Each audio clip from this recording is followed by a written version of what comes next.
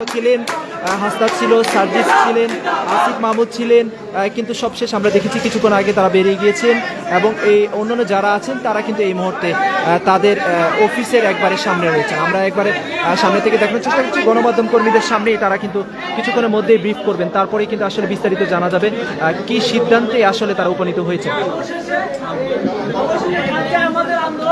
কালকে আমাদের যে কর্মসূচি ঘোষণা করা হয়েছে, কর্মসূচি আমাদের কর্মসূচি হবে। আমাদের এতক্ষণ মিটিং এর পরে জানানো যাচ্ছে কালকে আমাদের কর্মসূচি ঘোষণা দেওয়া যেটা হয়েছে, আমাদের পূর্ব ঘোষিত কর্মসূচি কালকে অনুষ্ঠিত হবে। এতক্ষণ যত গুজব ছড়ানো হয়েছে, লুটানো হয়েছে, আপনারা কেউ কোনো গুজবে কান না দিয়ে কালকে আমাদের কর্মসূচিকে সফল করবেন ইনশাআল্লাহ।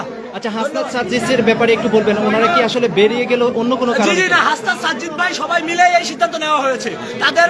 তাদের বাদ দিয়ে কোনো সিদ্ধান্ত নেওয়া হয় নাই, তারাই সিদ্ধান্ত নিয়েছে, সেই সিদ্ধান্ত এখন ঘোষণা দেওয়া হচ্ছে।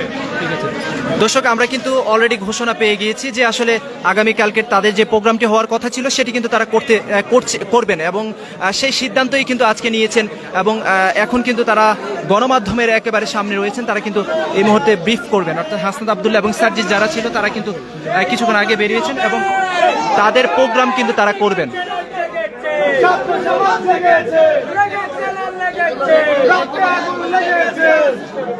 ভাই